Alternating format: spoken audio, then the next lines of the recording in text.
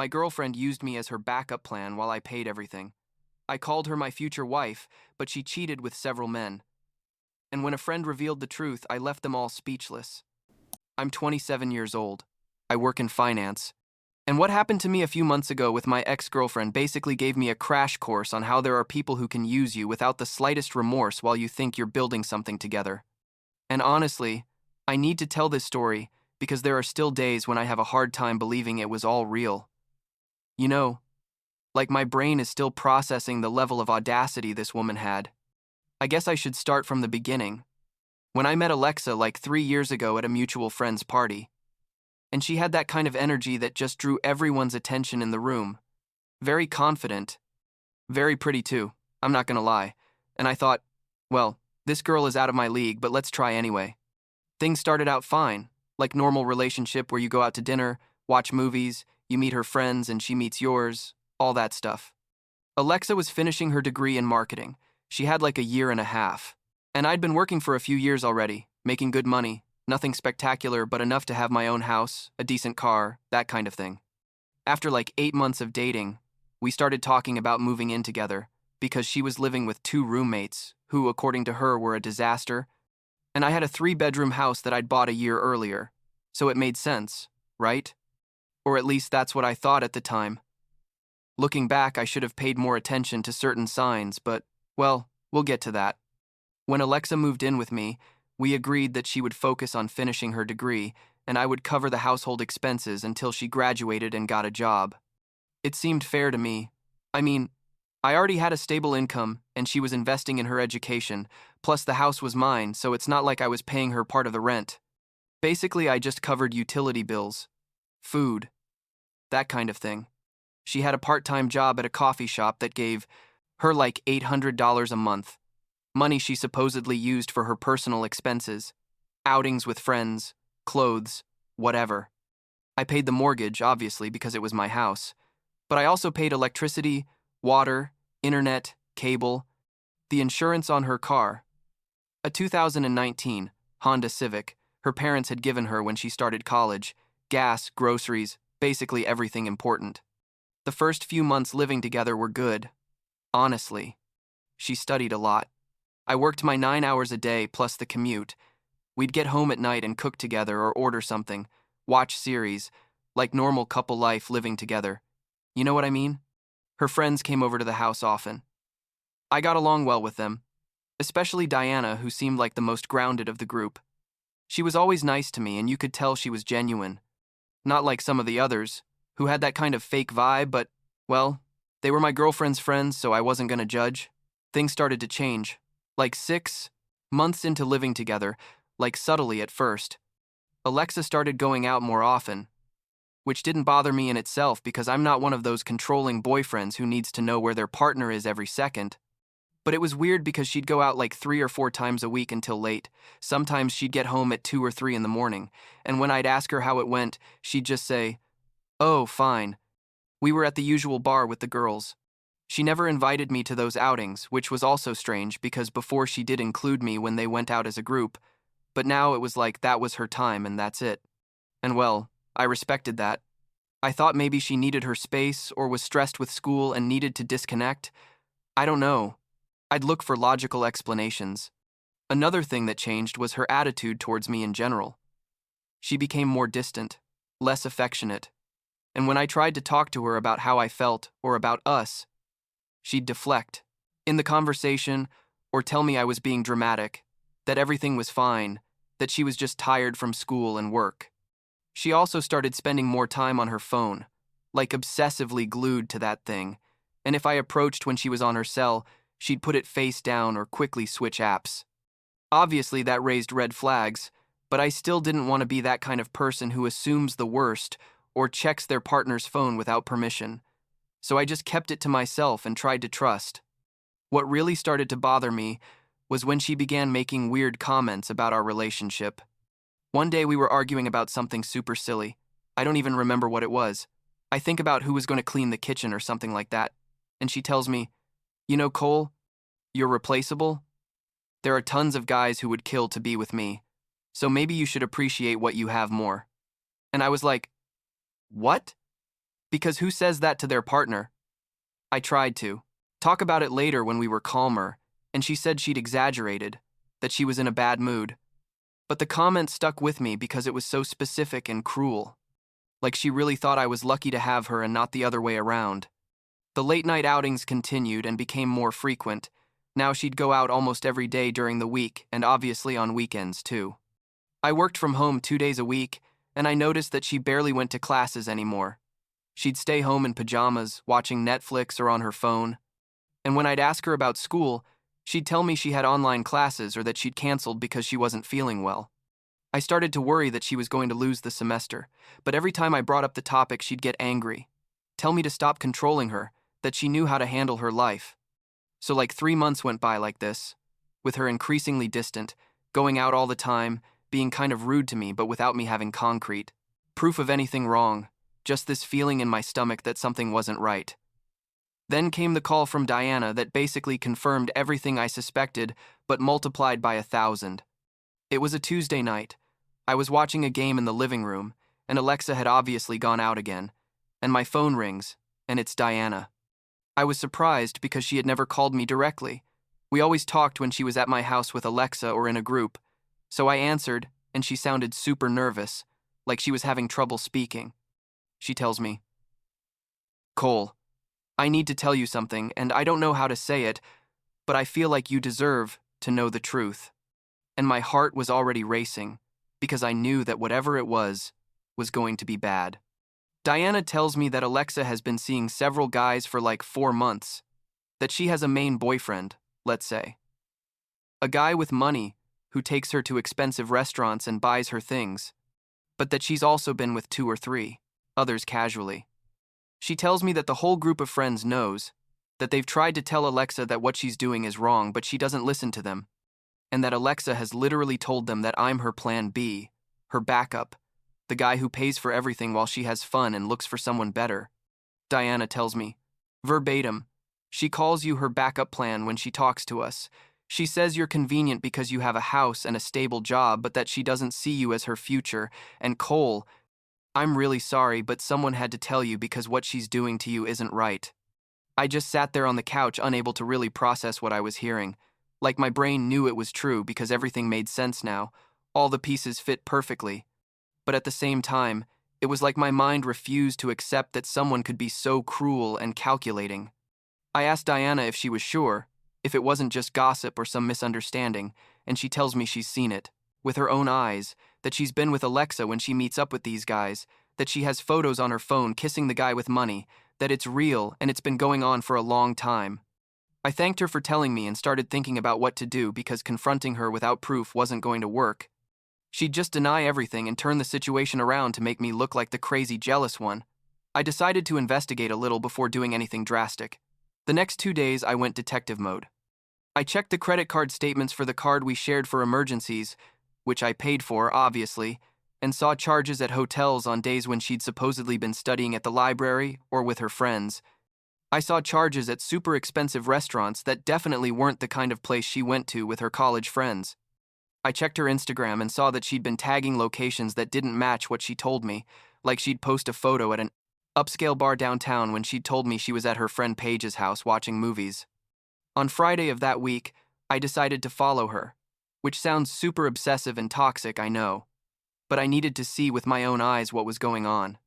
She left around 7 in the evening, saying she was going to study with her marketing class group at the university library.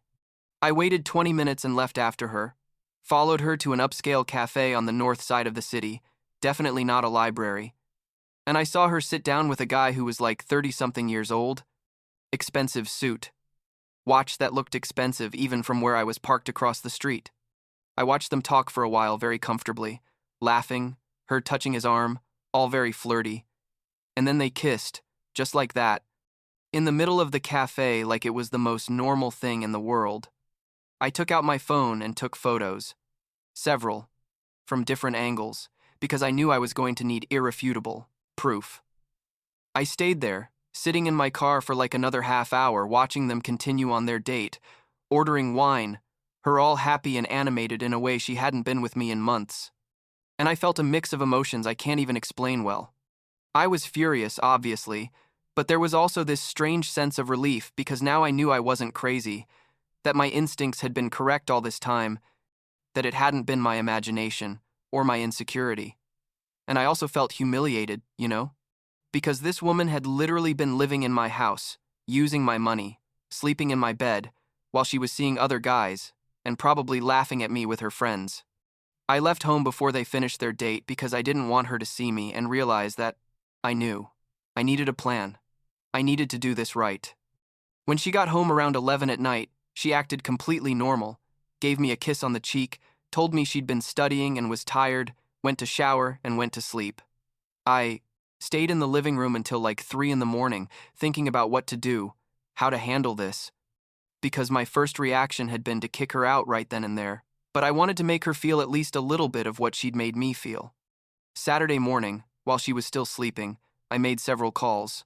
First, I called the insurance company and canceled her car insurance, which was expiring in 2 weeks anyway, so technically it wasn't illegal, but it meant she'd have to pay for her own insurance if she wanted to keep driving. Then I grabbed all the groceries that were obviously for her special yogurts, her organic granola bars, her expensive kombucha, all that kind of stuff, and put them in boxes. I paid the electricity and water bills that were in my name up to the day I was going to confront her, and then sent a message to the service provider saying I was going to need to split the bills because my roommate was going to start paying her part. When she got up around 11, she came down to the kitchen and saw me sitting there with my laptop and the photos from the day before on the screen. She saw me, saw the laptop, and her face changed completely. She went pale. Before she could say anything, I told her, very calmly, I know you've been cheating on me with several guys. I have photos, I have proof in the account statements, and I have witnesses who have confirmed everything. She tried to deny it at first, told me those photos could be from any day, that guy was just a friend, the typical shit they say when they get caught. But I just showed her more photos, different angles of the kiss, the time and date on the photos, the hotel charges that matched specific days. When she realized there was no way to deny it, she completely changed tactics. She started crying, told me it had been a mistake, that she was confused, that she loved me, that those guys didn't mean anything. And I just let her talk until she got tired because I wasn't. I'm going to fall for that. I'd already had a whole night to process my emotions, and I was already at the stage where I just wanted her gone. When she finished her dramatic speech, I told her, you have until Sunday at 6 in the evening to get all your stuff out of my house, and if you don't, I'm going to put everything on the street and call the police to escort you off my property for trespassing. I explained that I'd canceled her car insurance, that she'd have to pay for her own utilities if she wanted to stay anywhere, that the groceries I'd bought specifically for her were in boxes, ready for her to take. She got angry then, started yelling at me that I was abusive. How could I leave her with nothing, that she had given up everything for me? And I literally laughed in her face, because the level of delusion was impressive. I told her, Alexa, you didn't give up anything for me. I've been supporting you for a year while you cheated on me and used my house as a free hotel, so don't you dare play the victim here. She went to her room, slamming the door, and I stayed down there wondering how I'd gotten to this point, how I hadn't seen this coming from much earlier. The rest of Saturday and all of Sunday she was packing and calling people to help her move, and I locked myself in my office working so I wouldn't have to see her more than necessary. Some of her friends came to help her, and Diana was one of them. And when I came down for water, Diana sought me out aside and told me I'd done the right thing, that Alexa needed to learn that actions have consequences. At 6 o'clock on Sunday, all her stuff was out of my house. I asked for the keys and the garage remote, and she left in her car crying dramatically, as if I were the bad guy in the movie. I thought that was the end of it, that I could move on with my life and forget about this nightmare. But oh no, Alexa had other plans. Turns out she started telling everyone that I'd been a controlling and emotionally abusive boyfriend, that I'd kicked her out for no reason, that I'd taken all her money, that I'd manipulated her into leaving her job and her studies. Basically, she invented a whole narrative where she was the innocent victim and I was a monster. Some mutual acquaintances who didn't know the real story started seeing me differently, stopped talking to me. And that bothered me quite a bit because I hadn't done anything wrong. I'd literally just ended it with someone who was blatantly cheating on me. Diana and two other friends from the group who knew the truth started defending me and telling what had really happened, and eventually most people found out that Alexa was the one who'd been lying and cheating. But she kept up her story, posting vague posts on social media about emotional abuse and toxic relationships, clearly insinuating she was talking about me, and I just blocked her from everything because I wasn't going to give her more attention. Like 2 weeks after the breakup, I found out through Diana that Alexa had started officially dating the rich guy from the photos, the one with the suit and the expensive watch, and that he'd rented her an apartment and everything. Diana told me this kind of apologetically, as if she thought it was going to hurt me. But honestly, I just felt sorry for the poor guy, because eventually he was also going to realize what she was really like. And, well, I didn't have to wait long because like 2 weeks after they started officially dating, Diana tells me the guy left her, that he found out about the whole situation with me, and that she'd been with other guys at the same time, and that he basically told her he didn't want drama in his life and cut her off. Alexa was apparently devastated, lost the apartment he was paying for, and had to move back in with her parents. Meanwhile, I was focusing on myself, going to the gym more often, spending time with friends I'd neglected during the relationship, that kind of thing. Like 3 months after the breakup, I started dating Grace, a girl I met at a work meeting, and she's completely different from Alexa in every way. Grace has her own job, pays for her own things, is emotionally mature, respects me, like a real adult relationship where both contribute and support each other. We don't live together yet because we both want to take things slow after our past experiences, but things are going really well between us. I thought I'd seen the last of Alexa, but like a month ago, she showed up at my house on a Sunday morning, and she didn't come alone. She brought 2 of her friends with her, and when I opened the door without thinking, my mistake, I should have checked through the window first. She drops on me that she's pregnant and that the baby is mine. And I was like, what? Because, number one, it had been like 4 months since we'd been together, and when we were the last few months, we barely even had relations because she was always tired or didn't feel like it, and, number 2, I always used protection always. I was almost paranoid about it, specifically because I didn't want to have accidental kids with someone. I told her that if she was pregnant, we were going to need a paternity test, and she got super defensive, told me how dare I doubt her, that obviously the baby was mine, that I was the only one she'd been with. And I literally let out a laugh because the level of lying was absurd, considering I had photos of her with other guys and witnesses, confirming she'd been with several. Her friends tried to defend her, telling me to be responsible, that she was in a difficult situation. But I just told them that if she wanted anything from me, she was going to have to show me a valid pregnancy test, with her name on it, an ultrasound, something official, not just her word. Alexa told me she didn't have proof there, but that she'd send it to me later.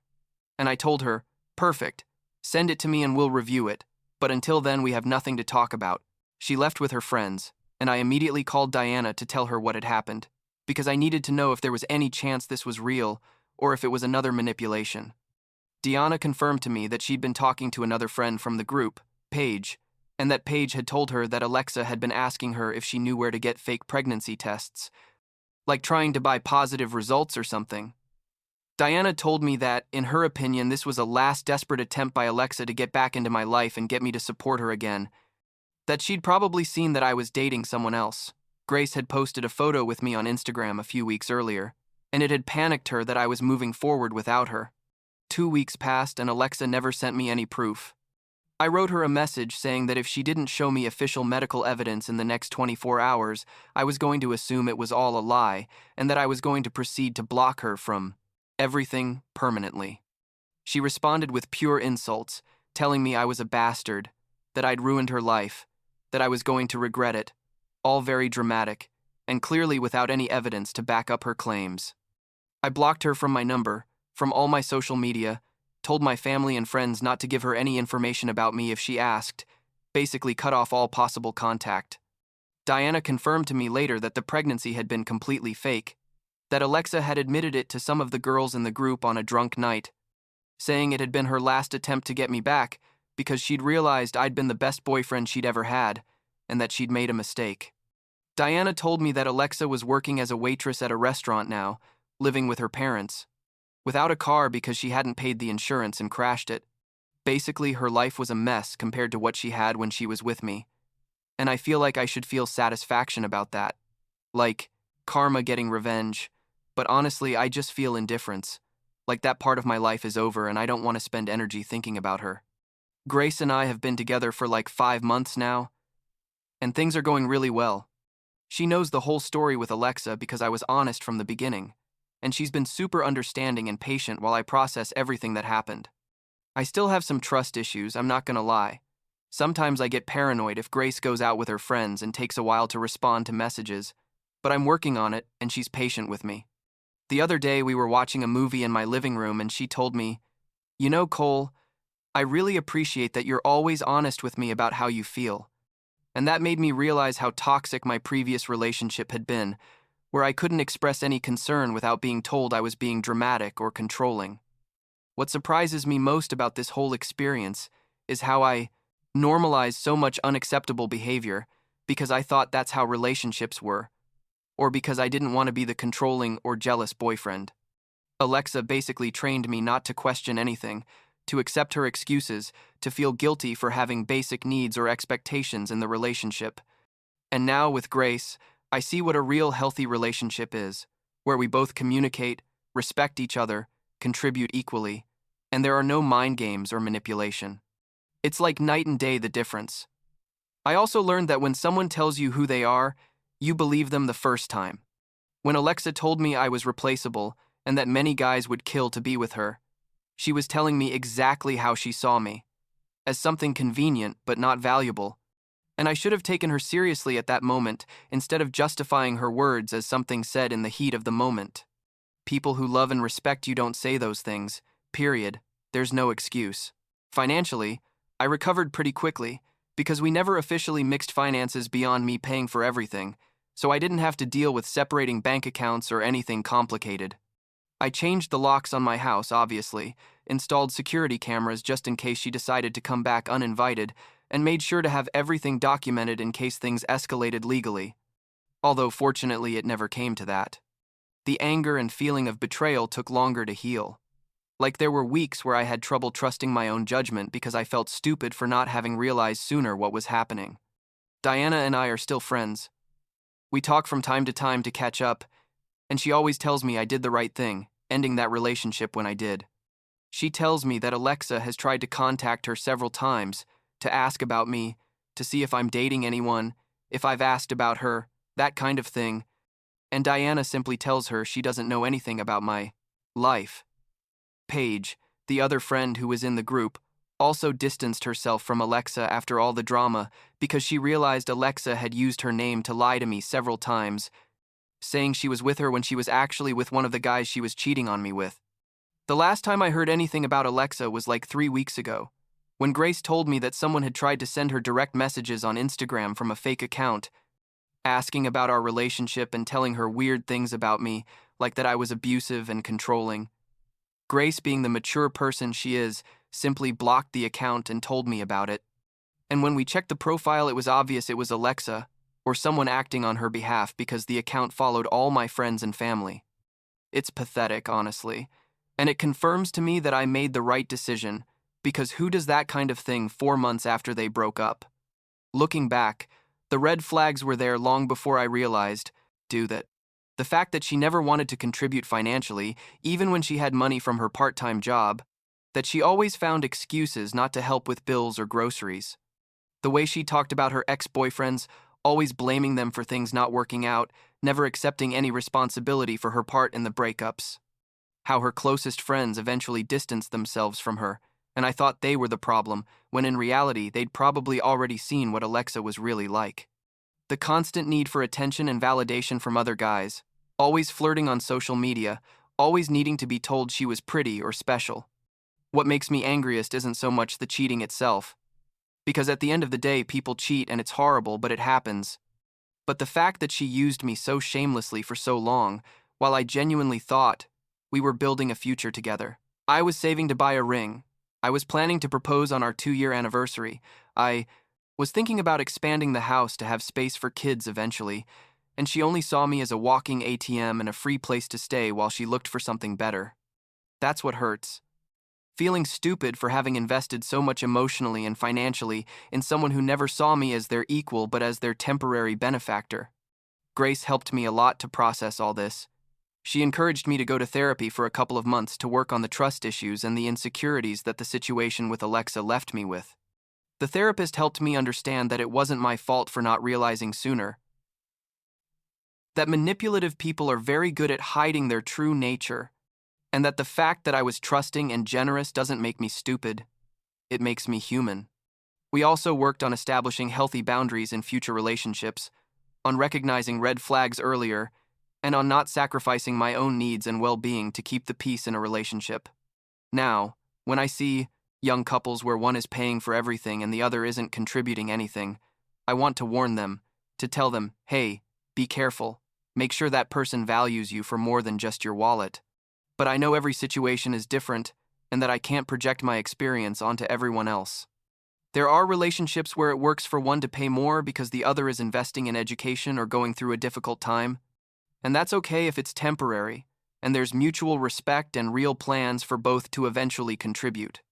The problem with Alexa was that there was never any real intention on her part to contribute or to see me as an equal partner.